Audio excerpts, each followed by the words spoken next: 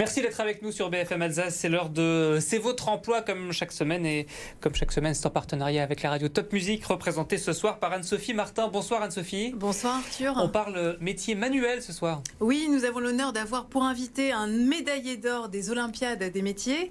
Bonsoir et bravo à Kylian Ferringer, médaillé d'or en imprimerie. Il est venu avec sa médaille, médaille d'or à la finale nationale des WorldSkills. C'était le 16 septembre dernier à Lyon. On va parler des WorldSkills. C'est le plus grand concours des métiers au monde.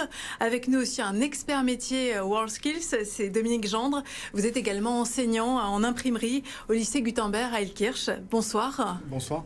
Alors Dominique Gendre, déjà un petit mot sur ce grand concours. C'est plus de 60 métiers en compétition qui mettent en valeur les savoir-faire manuels, techniques.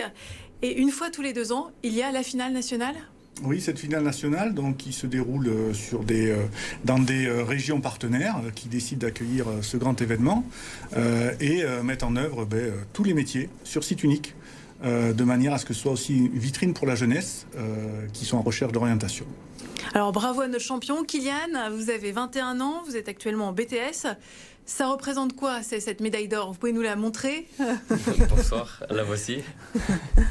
C'est énormément de choses, beaucoup d'entraînement, beaucoup d'investissement, un peu de tristesse par rapport à l'international qui ne se déroulera pas pour notre métier. Oui, alors on peut préciser, oui, donc l'aventure des WorldSkills devait vous emmener au mondial, c'est l'an prochain, en 2024 à Lyon, mais il y a eu un règlement qui est tombé à la dernière minute il y a 10 jours, c'est ça ? Expliquez-moi la situation. Ça. Donc, pour que le métier soit présent à l'international, il faut qu'il y ait au moins 14 pays qui participent à ce métier. Il se trouve que cette fois-ci, pour la prochaine édition de Lyon 2024, seulement 11 avaient candidaté pour ce métier, le nôtre, donc, le métier imprimerie. Et donc, de ce fait, nous avons été évincés de la compétition mondiale. D'accord, donc grosse déception, mais... Quand même une médaille d'or. Est-ce que vous pouvez peut-être d'abord nous expliquer pourquoi vous avez gagné ? Qu'est-ce que vous avez fait pour gagner ? J'ai eu plusieurs épreuves, de l'impression numérique, de l'impression offset, du simulateur, du massicotage, de la recherche de teintes. C'est des épreuves où il faut être très précis. Donc je pense que je ne me suis pas trop mal débrouillé si j'en suis arrivé là. Ouais. Donc voilà, j'ai fait le nécessaire et j'en suis très fier. Et donc ça demande beaucoup de sacrifices, il faut s'entraîner, c'est ça, pour les WorldSkills ? Dur. Après les cours ? Après les cours, je pense facile 2 heures après les cours, de 17 à 19, avec le coach, avec des professeurs de l'enseignement professionnel du lycée Gutenberg. Donc ouais. Alors cette médaille d'or, ça va booster votre carrière ? Je l'espère, pourquoi pas. C'est une belle ligne sur le CV. Oui. Qu'est-ce que ça peut changer ? Je pense que les patrons ont cherché des apprentis qui ont peut-être de la rigueur, peut-être plus de précision, qui aiment leur métier, qui sont pas là juste pour se tourner les pouces. Je suis pas dans leur tête, je saurais pas trop quoi vous dire de plus, mais je pense que c'est un petit avantage d'avoir cette médaille pour avoir un emploi prochainement, je pense. Alors dans l'imprimerie, vous vous destinez à quel métier ? Comment ça, massicote en... Oui, c'est quel métier ? Il y a plusieurs métiers dans l'imprimerie. Bien sûr. Oui, dites-vous que nos téléspectateurs, j'allais dire comme moi, n'y connaissent rien en imprimerie. C'est un peu compliqué à expliquer, mais oui. Massicoteur, c'est celui qui découpe ? C'est ça. Il y a l'opérateur d'impression numérique, il y a l'opérateur de presse offset. C'est différentes manières d'imprimer. Après, la partie finition pour faire les reliures, dos carré collé, pour faire d'autres reliures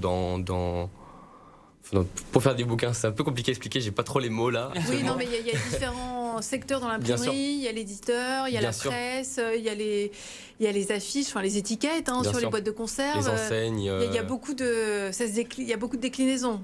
Il y a beaucoup le secteur de l'imprimerie est très vaste.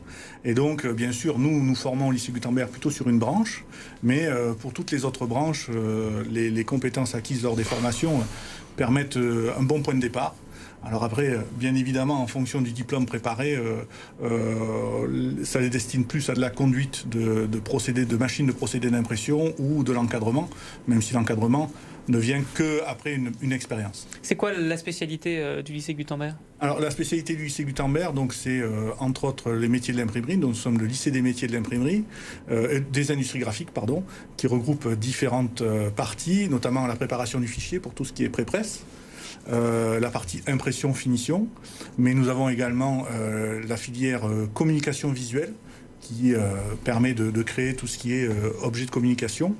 Et en parallèle de ça, nous avons également une formation CIEL, anciennement système numérique, plus destinée à l'électronique et à ses dérivés. Et vous êtes le seul lycée en Alsace à former au métier de l'imprimerie? Exactement, nous sommes le seul lycée, oui. Alors, les personnels qualifiés dans l'imprimerie sont très recherchés. On peut parler de métiers en tension? Oui, métiers en tension, parce que les opérateurs vieillissent, comme dans certains autres métiers. Et donc, il y a une forte volonté des employeurs de trouver, de renouveler cette main-d'œuvre. Et donc, aujourd'hui, le métier est en tension car ils peinent à retrouver des employés. Donc, pardon, je t'interromps, c'est donc assez confortable, j'imagine, quand on sort d'école, et d'autant plus avec une médaille d'or, là, ça va être tapis rouge. Oui, comme l'a dit Kylian, c'est une belle ligne sur le CV, reconnaissance de l'excellence dans laquelle il s'est engagé, et derrière, de tous les sacrifices que cela a entraîné pour arriver à cette médaille d'or. Merci beaucoup à tous les deux d'avoir accepté notre invitation. Merci et bravo pour cette belle médaille. On passe, comme chaque semaine, aux annonces de C'est votre emploi.